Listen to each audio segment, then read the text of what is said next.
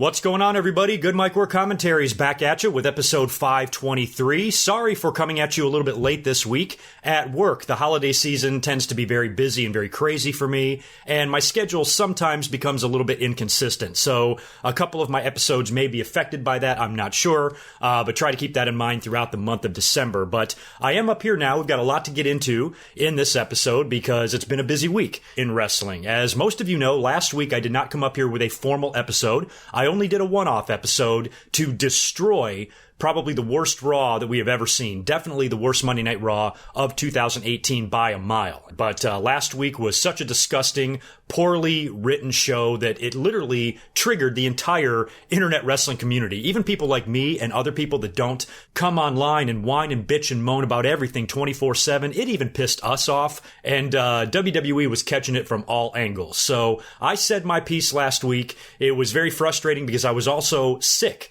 I was also very under the weather. I had a bad cold during that shitty Monday Night Raw, and I feel like it made me sicker. And then I try to come up and do a commentary bitching about it, and I'm coughing and I'm sneezing and I'm just a mess. It was a miserable week of wrestling. But now that I'm back to normal, I thought I would come up and do a regular episode. I'm not going to spend a whole lot of time on Monday Night Raw. I will spend some time on SmackDown Live, however, because it was a good show. And then we will preview the entire TLC card as well. And I'm going to open up with some unfortunate wrestling news, a couple of wrestling deaths, and some other news tidbits floating around out there. I thought that would be a fun thing to start with. And then we will move into the current state of affairs in WWE. Just a reminder, if you have not yet already, please subscribe to my channel because we are getting close to 25,000 YouTube subscribers. That's quite a milestone. So we're about, 700 or 800 away from that. We should get there by the end of the year. So make sure you smash that subscribe button. Also give this video a like. You guys have been awesome on the likes. Let's try to get up to 300 likes if we can for this episode. And I've been very active and very vocal on Twitter as well, as most of you know. So make sure you go over there and give me a follow at GoodMicWork. I know you guys already know this, but I'm going to tell you anyway. You can download the podcast version of this episode over on my website, GoodMicWorkCommentaries.com. You can also catch me on iTunes, Stitcher Radio, or Spotify. I've got a Patreon page if you would like to support the channel. I've got a Pro Wrestling Tees store if you would like to support the channel. Give my Facebook page a like as well. The links to all of this stuff is in the description below, and tell all of your friends about me. So let's go ahead and move on to what we're going to talk about in this episode. Like I said, I'm not going to open up with Raw and SmackDown this time. We're going to talk about other stuff first, and then we will move on to this week's TV and discuss what we're looking at heading into TLC in just a couple of weeks. Unfortunately, we're going to have to open up this episode with a little bit of sad news to report. We had two pretty major wrestling deaths take place this week. On Wednesday, we learned that the Dynamite Kid, real name Tom Billington, passed away on his 60th birthday. And Dynamite Kid was an innovator, man. He inspired so many. He was an extremely messed up individual. You read a lot of stories about him in books from other people's perspective. He has a book out himself and really chronicles and describes what a fucked up life this guy had. He wasn't liked by many. He was also beloved by many. And he was an extremely flawed individual. And I will never condone anything the Dynamite Kid did or any of his behavior in the past. Personal life aside, inside the ring, this guy, I believe, was arguably the greatest in-ring worker of the 1980s. I mean, hell, even a portion of the 70s as well. When he started out, and he was just a little skinny English kid, and he was working in Stampede and having amazing matches with Bret Hart. Go back and watch some of those early Dynamite Kid matches before he got real big and he got on the gas. And he was just, he was like, smaller than Finn Balor maybe. And him and Bret Hart were putting on matches back then that I can't even fathom were taking place, because that's definitely not something you would see on any of the major territories like AWA, NWA, or WWE. And he got started at such a young age too. I mean, think about that. He died at age 60. That means, 30 years ago in 1988, he was only 30 years old. Had he stayed healthy and never had all of the problems that he had, he could have definitely been a wrestler during the Attitude Era. He would only have been in his late 30s, early 40s. But he had a lot of health problems and, of course, the steroid issues and the personal problems. He was just never really able to reach the level that his talent gave him potential to reach. I mean, he was so goddamn good. Chris Benoit famously patterned his entire style after the Dynamite Kid. You go back and watch matches from the early 80s of Dynamite Kid to Chris Benoit in his prime. You cannot tell the difference. Chris Benoit did an amazing job in emulating this guy's style. everything he did, from his look, even his size. I mean, Chris Benoit was like the same size as Dynamite. His mannerisms, the way he moved in the ring, the way he sold, the way he did everything was so eerily reminiscent of Dynamite Kid, and that was done by design because Chris Benoit saw a hell of a talent in Dynamite Kid and say, hey, if I'm going to emulate anybody, this is going to be the guy. That's going to lead me to success. And Dynamite Kid inspired a lot. Chris Benoit wasn't the only one. And you just go back and you watch his work, and it's amazing how good he is. If you had that era Dynamite Kid in WWE today, he'd be kicking ass in NXT. But back then, guys like that didn't really get their due. Nobody ever thought Dynamite Kid was going to be world champion. When he got to WWE, he was simply one half of the British Bulldogs. That's it. Maybe an occasional singles match here or there, but never any sort of a singles run or a singles push or anything like that. He never had any singles titles at all on the big stage. That was all done elsewhere prior to him coming to WWE, but his pure in-ring ability, judging that and nothing else, was about as good as we have ever seen. Wasn't the greatest promo, wasn't the greatest character, and like I said, wasn't the greatest person. But in the ring, there have been very, very few better than the Dynamite Kid, and the wrestling world mourns the loss of quite the legend. And he was pretty young. I mean, age 60 is quite a young age to go. I have not even really read up on what the cause of death is. I honestly don't know. He battled life and personal problems, for 30 plus years and eventually succumbed. And he's no longer with us, and that's a shame. And both British Bulldogs are now reunited, and the wrestling world has lost them both. So very, very sad to hear about the Dynamite Kid's passing. I just have so many memories of him growing up, and when I became a tape trader, when I got really, really into trading tapes, I would get so much Stampede footage, and I have a lot still, of Dynamite Kid matches from when he was young, and he was one of the guys that I was actively trying to collect for. I remember trying to go out and get a lot of Dynamite Kid footage, a lot of early Bret Hart footage, a lot of Mick Foley footage, from Japan and stuff like that when I was really heavy into the tape trading. Dynamite Kid was one of the top people on my list of guys that I want to find matches from. And I'll tell you what, man, 25 years ago, I would have loved to have the luxury of something like YouTube. So for you younger fans out there that really probably aren't familiar with Dynamite Kid because he was pretty much retired 30 years ago, look him up, man. He was a hell of a worker. We also had another death very next day on Thursday. Larry the Axe Hennig has passed away. He, of course, is the father of Mr. Perfect Kurt Hennig and the grandfather of Curtis Axel in WWE right now. Larry was a hell of a nice guy, man. I have heard so many stories about him in interviews from a lot of the old timers, how he was just a stand-up individual. And he raised a great son in Kurt Hennig, and he followed in his footsteps. And the guy was just tough as nails, too. Kurt and Larry did not have a similar ring style at all. One thing that was cool about Kurt Hennig is he never really had to go through the business trying to emulate his dad or trying to follow in the footsteps of his dad. He had a little bit of that when he was young. All second-generation wrestlers do. But when he was able to kind of branch out on his own and make it to WWE, he developed his own style, his own persona, and it pretty much got to the point where Larry Hennig was trading on Kurt's name, not the other way around. But Larry spent primarily most of his career in AWA because he was a Minnesota guy, and that's where my memories of Larry the Axe came from. He was a really just big, tough guy, but he didn't really have the in-ring technical skills of, let's say, like a Vern Gagne or a Nick Bockwinkel or a Billy Robinson. He was more just a powerhouse, and he had a neck, like just this gigantically thick neck. I said on Twitter it looked like a hydraulic press, like just one of those just dense titanium cylinders. That's what his neck was. And the dude was a badass. And I remember one of my favorite memories, there's an old match that I have on film somewhere. I think it was AWA, right when Kurt Hennig got into wrestling, when he was just a skinny rookie, with an ugly ass haircut and really no physique on him. And I think he was having a tag team match with his dad. I can't remember against who. And Kurt got a little color. He got busted open over his forehead. Looked like it was Hardway. And he walks over the corner, and his dad and Larry looks at him, checks the blood, and then slaps him right in the face and says, "Get back out there." Pretty rough guy to have as your dad, I would think, but he raised Kurt to be a hell of a tough guy and a hell of a good wrestler. So I have still, yet to this day, in my 40-plus years on this earth, I'm yet to hear one negative thing about Larry Hennig. He was a legend. He was the wrestling business was lucky to have him.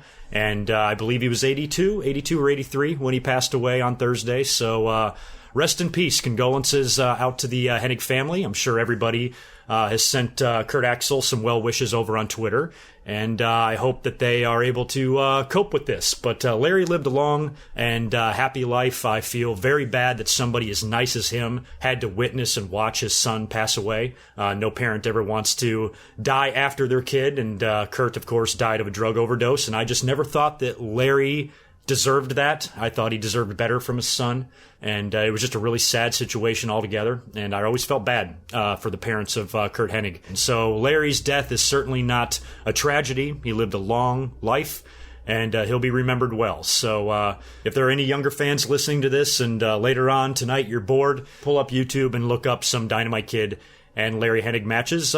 You might enjoy some of them. Let's move on to some other wrestling news as well before we get into Raw and SmackDown. I want to mention a couple of things. Number one is AJ Styles' contract is set to expire. I guess he signed a 3-year deal. He, of course, debuted at the Royal Rumble in 2016. And here we are about to be 2019, and word on the street is that he has not re-signed his contract yet. Now, this is not something I'm too concerned about, because from the minute AJ Styles walked into that company, he has been treated like a god. I mean, they threw him right into major storylines, big WrestleMania matches. They put the world title on him 9 months after he got there. He had a year-long run with the WWE title this past year. I think the guy has been treated phenomenally, no pun intended, and without me knowing anything about the situation and just making an educated guess, I am pretty confident that AJ Styles would resign his contract. Why would he not? I know there are some guys in WWE that we say, oh, they should not resign and go back to Japan or go back to wherever. AJ Styles does not need to do that. He is just a cornerstone of WWE. He's lived his entire life and he's worked his entire career outside of WWE. I think this is a great place for him to finish up. He is definitely not being misused. He's been a solid performer for WWE, and I think this is a good chance for him to really build a WWE legacy on top of all the other legacies he's already built for himself. So my heart of hearts, my instinct tells me that he will re-sign. If there's any sort of holdup in his contract, it's simply probably a money issue or some other, little tidbits they have to work out. But I would think AJ would re-sign. I mean, it would be crazy if he didn't, because why would he leave? Some guys we want to leave WWE. AJ is a guy that I really want to stay there. Of course, he does have a WWE title match in just a couple of weeks against Daniel Bryan at TLC, which I do not expect him to win. Whether or not he signed his contract, I think they're going to go with Daniel Bryan for right now. But I really hope AJ Styles resigns, and I'm pretty confident that he will. But I figured I should at least mention his contract being up, because a few people have tweeted me some links about that. If, for any reason, AJ Styles does not sign a new WWE deal, there is the potential of All Elite Wrestling. A lot of fans are getting really excited about this. You guys have been asking me to talk about it in the live streams, and you've been tweeting me things about it. And there's good chance that we're going to get a big announcement here probably in the beginning of 2019 about a brand new wrestling promotion that Cody Rhodes and the Young Bucks are involved with, and I believe one of the owners of the Jacksonville Jaguars is going to be a backer or an investor in this new league, and they're calling it All Elite Wrestling. Apparently they have filed some trademarks already, which has gotten the wrestling world talking about this new promotion. Of course, Cody and the Bucks put on that amazingly successful All In show, and we know there's been rumors of them doing a second one. One of the trademarks I thought was interesting was Double or Nothing. So maybe the first one was All In and part 2 is going to be called Double or Nothing instead of All In 2, and I kind of like it. And you know that I've always said that it's going to have to take somebody with just a ton of money to spend to ever make anything that's even to come close to competing with WWE. And even if this new promotion is happening, it's going to be a very tall order for them to ever really be a serious competitor to WWE. But I will give them this. They've got the fan support, and that was going to be a big thing. That's what I've said in previous years when somebody says, oh, do you think another promotion can ever come around that will compete? And I'm like, no, they'll never compete. Unless they have something that all the wrestlers are going to want to go there, unless they have enough money to where it can lure people away from re-signing with WWE or lure some of the top independent stars to them instead of going to WWE. But we've seen what WWE is currently doing. They're going out there and snatching up every independent wrestler out there. They're basically just signing guys just to sign them. So I don't know who's really going to be left for All Elite Wrestling, but everybody loves Cody Rhodes. Everybody loves the Young Bucks. A lot of people are going to want to work for them because they have a track record now after All In. And you've got names like Chris Jericho floating around that could give them a big shot in the arm. Jim Ross potentially being on commentary. Anybody that does not sign with with WWE or doesn't work out with WWE, because they're signing all these independent wrestlers, but they can't all be AJ Styles. They can't all be Daniel Bryan. So some of them are not going to work out. And there's enough names out there that they can definitely make a wrestling promotion at least more successful than Ring of Honor and Impact, I would think. I think they at least have the potential to compete or overtake them. Whether or not in the future they can be a serious competitor to WWE, that still remains to be seen. But you know, if they are going to do that, what they need to focus on is what WWE does not give us. You know, if they try to match WWE in production values and, you know, and company size and big events and packing out arenas and all that shit, they're probably going to fail. But if they try to compete with WWE on a storyline level, on a wrestling level, because we've seen so much shit on Monday Night Raw and sometimes SmackDown that you're wondering if these writers are just a bunch of potheads or something, like they just don't care. And it's the most boring, repetitive nonsense week after week. That, I think, is where a new wrestling promotion can come along and compete with WWE by saying, are you sick and tired of seeing the same old poo-poo and pee-pee jokes and the full house humor on WWE, or do you want to come over to us where we can actually write compelling television that's actually going to keep you interested and it's going to leave you wanting more? You know, WWE Monday Night Raw does not leave us wanting more. It leaves us wanting less. And I think All Elite Wrestling or any promotion that comes along right now with the money and the backing and the reputation, I think has a shot to at least rise up and be a mild competitor. You know, what TNA used to be. You know, TNA back in 2005, 2006, when, you know, they had so much great talent there and a lot of fans were singing the praises of TNA. That's what I want to see All Elite Wrestling get to if this promotion does indeed launch. Because if you can get an uprising and you can get enough fans, you know, backing this kind of alternative product, they have a chance to succeed. I always thought TNA had the chance to succeed, had the talent there to succeed. The problem is they were trying to be the WWE. Anytime a wrestler from the WWE would be released, they'd show up in TNA and win their world title the very next week. TNA, much like WCW, were hanging on every word that the WWE did and said. And they were all up the WWE's ass, constantly worried about what they were doing and calling them out on their TV show instead of paying attention to what they should be doing, and that is having great wrestling. They had so much goddamn good talent there, and what'd they do? They brought in Hogan and Bischoff and Hall and Nash and all these fucking guys and fucking ruined it. And I think All Elite Wrestling needs to be smarter than that. I think they will, and they can really build themselves around, you know, the top indie stars out there today that the WWE has not yet poached. And I am wishing these guys all the luck in the world. I think WWE needs some competition. And let me also clarify, because I know a lot of fans get really excited about stuff like this. Oh, All Elite's going to put the WWE out of business. You guys are out of your mind if you think that's ever going to happen. As much as I'm rooting for the success of All Elite, I'm not rooting for the success of All Elite in the terms of, oh, they're going to be so great that WWE's going to die. That ain't going to happen. Get that out of your head right now. Nobody's going to overthrow WWE. Nobody's going to put them out of business. Ever. Ever, ever, fucking ever.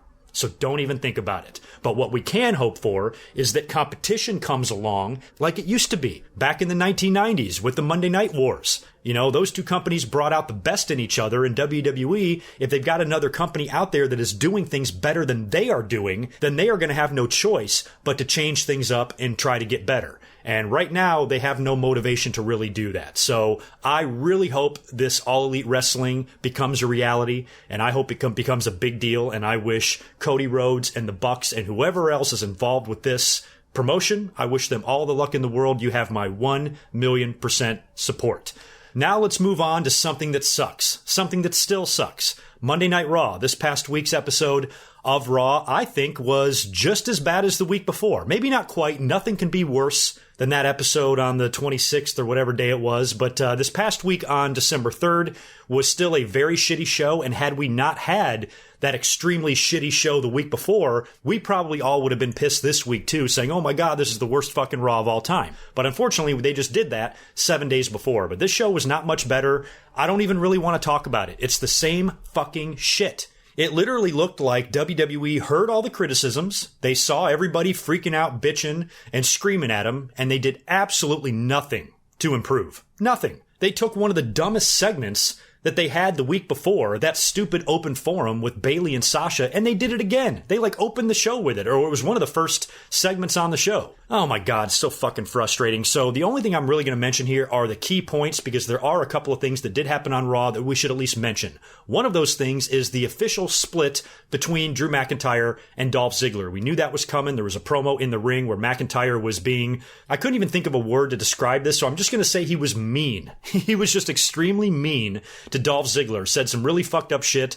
Ziggler kind of had this look on his face, and he immediately started getting that kind of babyface sympathy, and that actually led to a match between the two, and Dolph Ziggler would pick up the victory when he got a little bit of help from Finn Balor. Now, I think Finn Balor was jumped earlier on in the night by McIntyre backstage or something like that, so he came back to get his revenge, and McIntyre gets back in the ring to eat a super kick, which is probably the right way to go there. I mean, a lot of fans were mad that Drew took the loss. Who cares, man? If you just turned Dolph Ziggler babyface, you don't have him lose in the very next segment. I know that a lot of fans are tired of him being babyface and heel or whatever, but you just don't turn somebody babyface and then beat him 5 minutes later. So the fact that he scored a victory, not a clean one, with some help from Drew McIntyre's TLC opponent, Finn Balor, I don't think is really that big a deal, and it will lead to a rematch where Drew McIntyre, will annihilate Dolph Ziggler, probably much the same way he did to Kurt Angle. So Ziggler will wind up losing out in this feud, but they gave him the initial win here just to kind of keep it going. I really saw no issue with it. Finn Balor, interestingly enough, too, might be forming some sort of a temporary alliance or unit with Elias. Elias was out there to perform, and he was interrupted by Bobby Lashley with Lio Rush, and he gets pissed and tries to chase him away with the guitar. And then Finn Balor shows back up and grabs a hold of Lio Rush and tosses him back on the stage for Elias to crack the guitar over his head. So, I got me thinking, it's just kind of, it looks like on TV that Finn Balor and Elias just have this temporary common enemy. So they're going to be maybe helping each other out, but part of me thinks that maybe they should just maybe put them together for a couple of weeks or a few months and just see how it goes. It's kind of a random alliance. But Finn Balor, I think we can all agree, has really been lacking something on the roster. He came in huge, won the Universal title, got injured when he came back. He has not really returned to that level, and he's been kind of a letdown. The Demon is still cool. The Demon is still undefeated. We'll probably see the Demon again at some point, but regular Finn Balor, he lacks that charisma or something, and I love him. I think he's great, but a lot of fans just aren't, connecting with him either, and a lot of people feel like his WWE run has not been a success. If you just pair him with Elias for a little while, maybe they can get in the ring and sing together. Maybe Finn Balor can do something kind of crazy or funny that just randomly gets him over. It's just a thought that I had. We have seen stranger things happen in the wrestling business. We've seen some alliances form and get a guy over to the moon and really never see it coming. So I'm interested to see if there's any more on-screen stuff with Elias and Balor, forming this alliance to take on the likes of Lashley and Drew McIntyre. Dean Ambrose, for the second week in a row, had a very bizarre segment. The week before on that shitty Raw, he's in the doctor's office taking needles in his ass. This week he's coming out there with a gas mask and an entourage who are also in gas masks, because I forgot why he's even in the fucking gas mask. Is it because Seth stinks? I think he says there's the stench of Rollins or some shit like that. So anyway, he comes out there like a complete madman, and Seth Rollins winds up showing up. They brawl, and once again, for the umpteenth week in a row, Dean Ambrose gets the better of Seth Rollins. This is at least the second or third time where Seth has jumped Dean only to eat a dirty deeds in the end. So at some point, Seth has got to get one over on Dean Ambrose. Otherwise, I'm going to pick Seth to retain the title. We've got one more Monday Night Raw left. This week is the go-home show. So if I had to bet, I think this will finally be the episode where Seth gets the better of Dean and then maybe winds up dropping the Intercontinental title to him at TLC. But if we go into this week's Raw and Dean Ambrose kicks Seth Rollins' ass again, I might predict Seth to retain. But I kind of want Seth to drop the Intercontinental title because he is my guy for WrestleMania. I really like Drew McIntyre too, but I think my heart is with Seth Rollins. I would love to see him be the guy to defeat Brock Lesnar, win the Universal title, maybe even share a hug with Roman Reigns in the main event. Oh, wouldn't the fans just love that? Even when Roman Reigns is not on the show, he's still in the main event of WrestleMania. How hilarious would that be?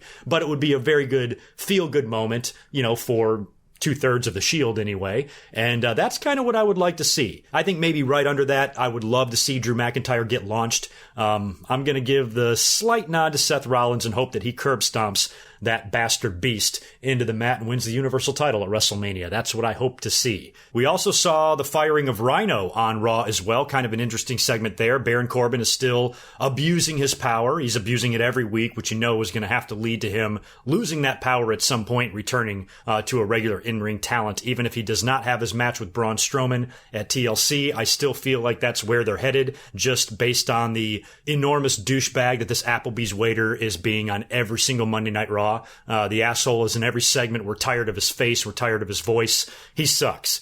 But he sent Rhino and Heath Slater out there to have a match because he claims that there's only room on the Raw roster for one of them. Okay, it makes no sense, but fine.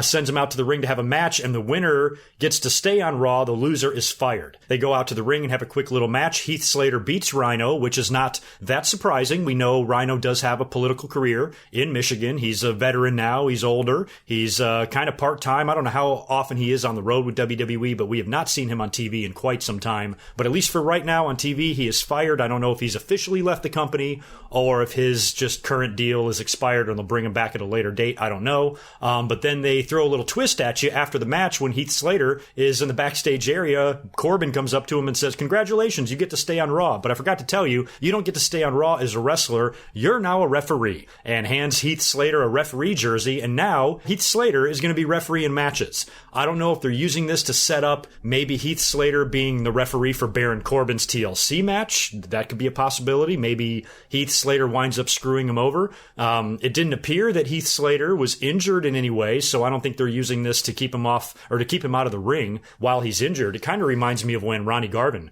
became a referee in WWE, like in the late 80s during his feud with Greg the Hammer Valentine, and I think he did that because he was dealing with an injury. What the purpose of this is anybody's guess. Knowing WWE, they don't even have a fucking plan. Like I said, I don't know why they're even doing this, but you would have to think anyway, if the creative team has half a brain, that they would not make Heath Slater a referee if they didn't have plans to use that in some way in storyline. So still remains to be seen what happens there, but I guess this is probably going to be the beginning, I guess, of some sort of a push for Heath Slater. They might finally be doing something with him as a singles wrestler, and this referee gig is just a tool to get him there. So we'll have to wait and see where that all winds up. Aside from the couple of news tidbits we saw with Dolph and Drew and Rhino and Heath, and the gas masks and some other weird shit, it was a very, very underwhelming and uneventful show, and it sucked. SmackDown, however, was much, much better. And I honestly mean that. I really enjoyed watching this week's SmackDown. I think a lot of people can jump the gun sometimes when we come off the heels of a really bad Raw. I think a lot of people jump to sing the praises of SmackDown when, to be perfectly honest, SmackDown is not all that much better than Raw. I mean, we get some really bad SmackDowns from time to time. Look at what they gave us for that SmackDown 1000 show. Give me a break. You know, it's like they don't even give a shit. WWE clearly makes Raw their A show, and SmackDown Live, when it's good, it's always because of just the awesome talent and the slightly better writing. But I don't think that SmackDown is really that much better than Raw. It's just better than Raw right now. A lot better than Raw.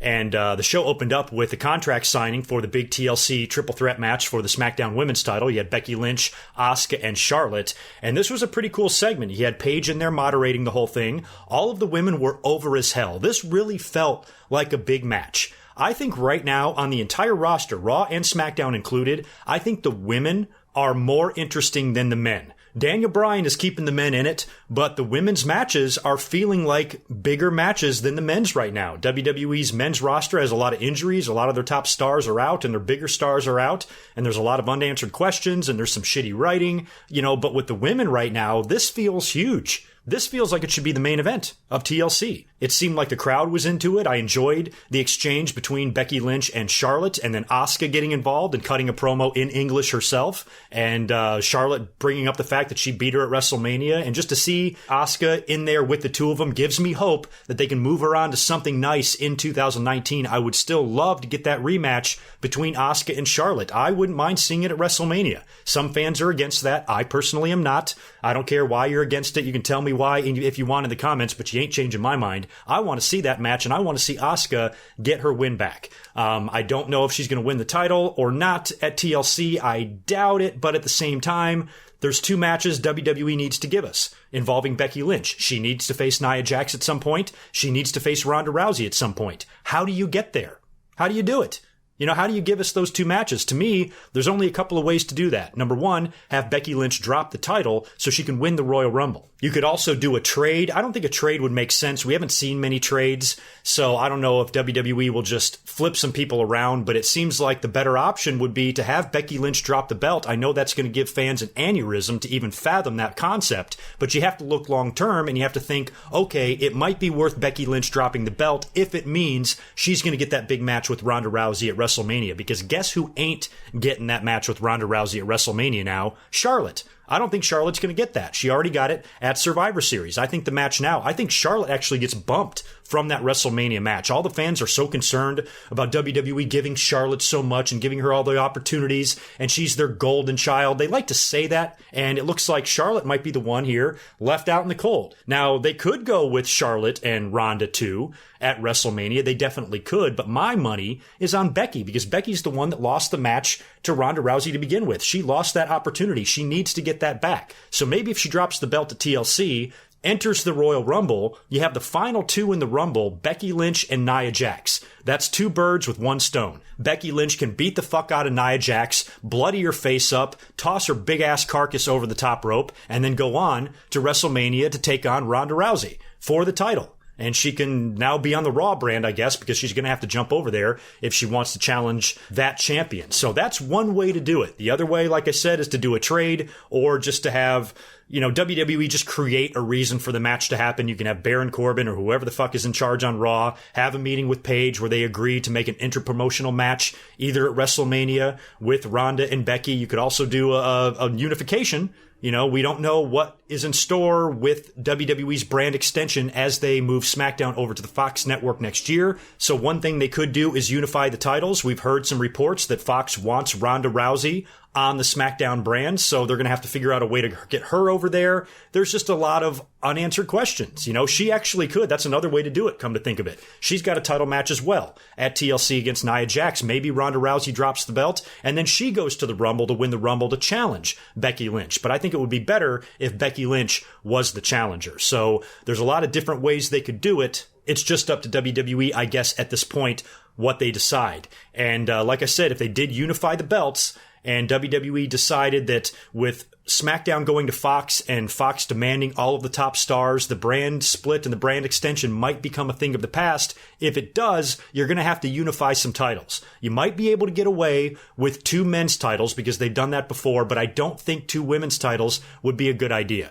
So you could keep Becky champion and you could keep Ronda champion going into WrestleMania, and the two gals unify the titles. So there's literally 3, 4, maybe even 5 different ways they can do things next year. And the TLC match is still very much up in the air. I don't know who I'm going to predict yet, but I would not be surprised if they did get the belt off of Becky Lynch in order to set her up for next year at WrestleMania. And also, this is a triple threat. She can lose without losing, doesn't have to lose clean or take a loss or anything like that to where the fans can start screaming that she's buried and all that bullshit. So we shouldn't have to hear that if she loses, even though the fans are so crazy. We're probably going to hear that anyway. But that's one way to do it. But the whole thing has kind of got me thinking, but regardless of that, I don't really care who wins, guys. I don't. I don't have really a dog in the fight. I like all 3 of these women. I think they're all awesome. I'm expecting a great match at TLC, and that's what I hope we get. The outcome to me is secondary. The outcome to me, I really don't care about. I just hope it's good because the women are really showing us something special right now. This is a big-time match, and it has a big-time feel. We've had big-time women's matches all year long in WWE. And I'll tell you what, man, when they flashed that graphic of the TLC match between Becky, Charlotte, and Asuka, that was a sexy graphic right there. That's a good-looking match. The contract signing was, pretty intense. Everybody said their piece. I think Becky was the first one to sign the contract, and then she leaves. She signs it, walks away. Asuka signs it, and Charlotte signs it, and that's when the two of them are interrupted by Mandy Rose and Sonya Deville. Both women said a couple of words on the mic, and I gotta tell you, Mandy Rose sounds good on the mic. She looks very comfortable. She's got a great voice, great delivery. I really liked everything she said. I really wouldn't, classify that as a promo. She didn't really cut a promo. She just said 2 sentences, but I like the way she delivered the line. I think there's potential there, and I'm not really a fan of those blonde bombshell wrestlers with a porn star name, but Mandy is, showing some promise, showing some potential, and I hope they give her more opportunities to speak on the mic. I'm kind of liking what I'm hearing from Mandy Rose, and she ain't hard to look at either, so I guess that's a win-win for all of us. That would then lead to a tag team match between Mandy Rose and Sonya Deville taking on Charlotte and Asuka, and my only complaint with this is that they do the same thing in every situation like this. It's predictable, you can see it coming 7 years away. Anytime they put two wrestlers who are going to face each other at a pay-per-view and they put them together in a tag team match, they always wind up with some miscommunication. One of them hits the other by mistake, and then the other one retaliates, and that leads to the loss, and that's exactly what happened here. I think Charlotte decked Asuka by accident. Asuka came back and got her revenge and hit Charlotte back, and that was when Sonya Deville got the pin on Charlotte. So look who took the pin in that match. Not Asuka, Charlotte. I'm going to defend Charlotte till the day I die. I do not understand why the fans have got such a stick up their ass about her. She's just an amazing talent with an awesome, family legacy. She's the daughter of Ric Flair, carrying on his legacy and carrying it on well. It's not like she's some undeserved second-generation wrestler. We've seen a lot of those come down the pike that haven't been very good, and they're just relying on their name and relying on who their dad was in order to get them over or to get them, any success in WWE. Charlotte, she doesn't even need that last name Flair. They can just call her Charlotte. They can call her fucking Jennifer for all I care. She's still going to be a kick-ass wrestler. So I think the fans need to lighten up on these stupid bullshit narratives that they tell themselves that, she's the next Roman Reigns and this and that. Fuck no. She's lost plenty of matches this year. She's lost a couple of them clean. She didn't beat Ronda Rousey at Survivor Series. She took the pin in this tag team match here. I think everybody just needs to relax and just try to get over this anger that you all have over her ending Asuka's streak at WrestleMania. I still, to this day, think that was completely fine. I have no problem with Asuka losing. What I have problem with is the follow-up. They could have easily bounced her back. Her mystique was not ruined. She was not buried. Not at fucking all. She was buried after the fact. And I think WWE could have easily booked a rematch at SummerSlam between Charlotte and Asuka and have Asuka beat Charlotte for the title, getting that win back, and she would be just as strong as she ever was. But not only did WWE not do that, they were having Charlotte job out to fucking Carmella and shit. It was a mess after WrestleMania when they gave the belt to Carmella instead of following through with Charlotte and Asuka. So I fault WWE for their follow-through. I don't fault them for the decision to have Charlotte win. But now we might be in a situation where that can be a match we're going to get again in the future. Maybe, just maybe, at WrestleMania. My fingers are crossed for that. We also had a match between Randy Orton and Jeff Hardy on SmackDown, which Orton won. He won with an RKO after Samoa Joe appeared on the Tron to distract Jeff Hardy. Now, last week we saw Samoa Joe have a phenomenal segment with Jeff Hardy during Jeff's 20-year celebration video. I never came up last week and discussed SmackDown because I was sick and under the weather, and I came up and bitched about Monday Night Raw on the one-off episode, and I didn't follow up with another episode. So you guys never really heard my thoughts on last week's episode, but I did see that segment, and I thought it was very good, and they're obviously moving now into a program between Samoa Joe and Jeff Hardy, and Samoa Joe was great. It was kind of they were touching on some real-life shit there, where he was cutting the promo on the Tron from a bar. And he was talking about moderation and the dangers of excess. And he pours himself a beer and he goes, you can make some really good decisions in life. You can decide to go out and have a couple of these with your buddy and maybe go home.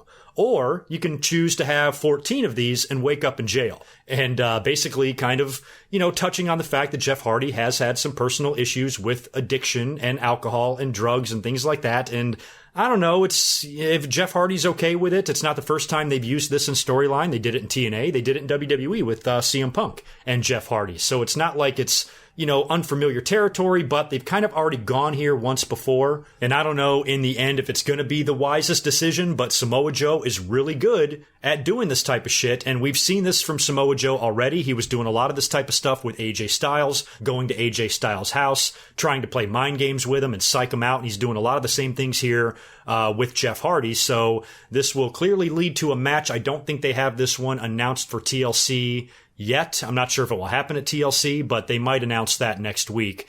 Currently looking at the card, I think we have 8 matches announced, so there might be room for one more, maybe even something on the kickoff, but that card might also be set. So I don't know when we're going to get the Samoa Joe versus Jeff Hardy match. That might be something they just handle on the SmackDown brand. Really good Miz TV segment. This was probably my favorite part of SmackDown. We got a really good look of Daniel Bryan and this new character. He's on the show with The Miz. The Miz is trying to take credit for Daniel Bryan's new attitude, this new Daniel Bryan. The Miz said that I've been telling you for years to act this way and not pander to these people in the audience. You can't tell if Daniel Bryan and The Miz are getting along or not. You know, they're a little hostile towards each other, but they're not coming to blows either. And I really think this is the beginning of, you know, maybe a friendship between the two. I'm almost giddy with excitement about that possibility, because just watching them slightly agree and have kind of a same attitude, I really like. And Daniel Bryan is doing a great job at being a heel. Fucking great. I think he's the greatest, most interesting guy on the entire roster on both brands right now currently. Daniel Bryan playing this kind of psychotic, angry type of heel is wonderful, and he had one of the best shutdowns of the what chants I have ever heard, calling the fans sheep. I forgot what he said, but I think he was like, hey, watch this. They're going to say what right after I say this sentence? And then they say it, and he goes, see, you're sheep. You're all fucking sheep. I fucking love that. That was hilarious. He then starts yelling at the fans about their sins against the earth and the methane emissions because they're eating so much meat and ruin the atmosphere and drinking out of their plastic water bottles and all this shit. It was great. And my favorite part was when Daniel Bryan was done with his little tirade there, the camera cuts to The Miz, and he's got this hilarious look on his face like he just smelled the nastiest fart imaginable. And Daniel Bryan is very passionate and very angry in his promos, and he's great. And I think a lot of that, you know, with him mentioning all that stuff, you know, about the environment and global warming and any other type of thing like that he's going to mention upcoming in the future, I think is good, because there's an old adage in the wrestling business about heels. And when you are a heel, a good heel really has to believe that what he is preaching and what he is saying is true. He has to believe it 100%. And you know Daniel Bryan does. And he's just turning up the volume on it and then expressing it in a heel promo type of way. And it's coming off great. He's coming off as, you know, superior to others, you know, and he's very insulting, you know, just to the average fans. And he now calls them fickle. There's no more yes chants. There's now fickle chants. And he really called the fans out, and he was right. He was right about everything that he said, which is what makes Daniel Bryan such a great, amazing heel. And I just kind of like just the way he carries himself now. He, you know, just kind of the way he leans back. He's got that Kurt Cobain sweater on. I just fucking love it. And AJ Styles would wind up crashing the party. He would jump Daniel Bryan, or he would try to jump Daniel Bryan. Daniel Bryan would push The Miz right into AJ. AJ Styles would start kicking his ass. Daniel Bryan runs away. AJ runs after Daniel Bryan, catches him, pulls him back in the ring, and I think Daniel Bryan tries to scurry away again just in time for Miz to catch AJ Styles with the skull-crushing finale and lay him out. So on one hand, Daniel Bryan is pushing The Miz into AJ Styles, and on the other hand, they're kind of working together. That would lead to the match. That was the main event, I believe, right? It was AJ Styles versus The Miz one-on-one. AJ makes Miz tap out. Daniel Bryan is at ringside for the match. And after the match, he attacks AJ Styles, goes to work on his leg, slams it into the ring post, and I think he gets on the announce table, grabs the mic, and starts chanting fickle, fickle, fickle to the fans. This new persona of his, I think, is so interesting and so good.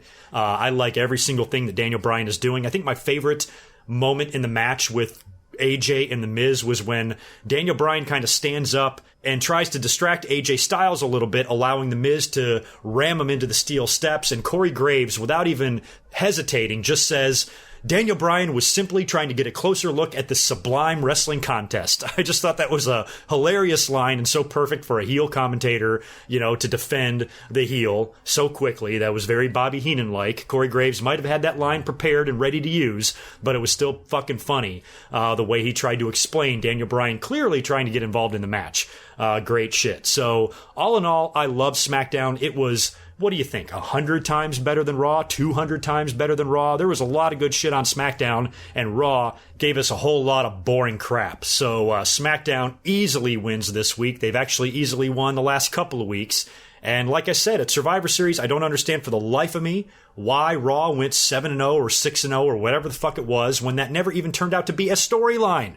You know, at least they should follow through with that and, I don't know, turn up the heat on the feud between the two brands or something. But the fact that Raw was so dominant, and here we are 2 weeks later and they've forgotten all about it, is so fucking stupid. And what does it tell you? SmackDown is the better show. SmackDown has better shit on it right now than Monday Night Raw, yet in WWE's eyes, it's lower than NXT. I mean, Raw just annihilated them at Survivor Series. Makes no fucking sense. But we've got some great shit on the SmackDown brand right now with Charlotte and Asuka and Becky, and of course Daniel Bryan, Samoa Joe, and Jeff Hardy. Looks like it's going to be fun. And SmackDown's on fire right now, and I hope it continues to be, because we ain't getting anything interesting at all out of Monday Night Raw. Before I get out of here, let me run through the TLC card. This is what we have advertised so far, total of 8 matches according to WWE.com. We've got the SmackDown Tag Team titles on the line in a triple threat match, The Bar versus the New Day versus the Usos. We've got Elias taking on Bobby Lashley, Finn Balor taking on Drew McIntyre, Seth Rollins defending the Intercontinental title against Dean Ambrose, Braun Strowman possibly wrestling Baron Corbin in a TLC match for the right to face Brock Lesnar at the Royal Rumble if he wins. And if Corbin wins, of course, he gets to remain as the permanent GM of Monday Night Raw. Still not sure what Braun's status is. I'm really hoping he makes the match. If he doesn't, I don't know what they're going to do, if they're going to scrap it completely or if they're going to give Corbin a new opponent or make it a multi-man match. There's probably lots of options they could do, but WWE has had to change matches last minute at pay-per-views a lot recently, and I would really like them to avoid that this time around. So I'm hoping Braun will be good to go here in a couple of weeks. Of course, we have Nia Jax challenging Ronda Rousey for the Raw Women's title, Becky Lynch defending against Charlotte and Asuka in a triple threat, and AJ Styles taking on Daniel Bryan for the WWE title. So on paper, it looks like a pretty solid card. There's 2 or 3 really big matches on here that I'm really interested to see. And like I've said before, a lot of times in these off times a year when the shows are sucking and the writing is bad, the talent tends to come through and make a lot of these pay-per-views very good with their in-ring work. So I've got an open mind about TLC. I think it should be good. That's going to wrap it up for this week. I am out of here. I will have a new video. I'm supposed to have a new video up this Sunday. There is a slight 10% chance I might have to delay that one more day because of work, but I'm going to try to get it done and have it up on the scheduled day of Sunday. So if you're listening to this on Friday when it comes out, just check back to the channel in a couple of days and you're going to have a really fun video on the rivalry between Shawn Michaels and Triple H. You guys have a good next couple of days. Have a great weekend, and I will talk to you very soon. Until then, peace. This has been a Good Mic Work Commentaries production. Be sure to subscribe on YouTube at youtube.com/GoodMicWork. Follow Greg Morgan on Twitter at GoodMicWork and visit GoodMicWorkCommentaries.com for all the latest podcast and video content.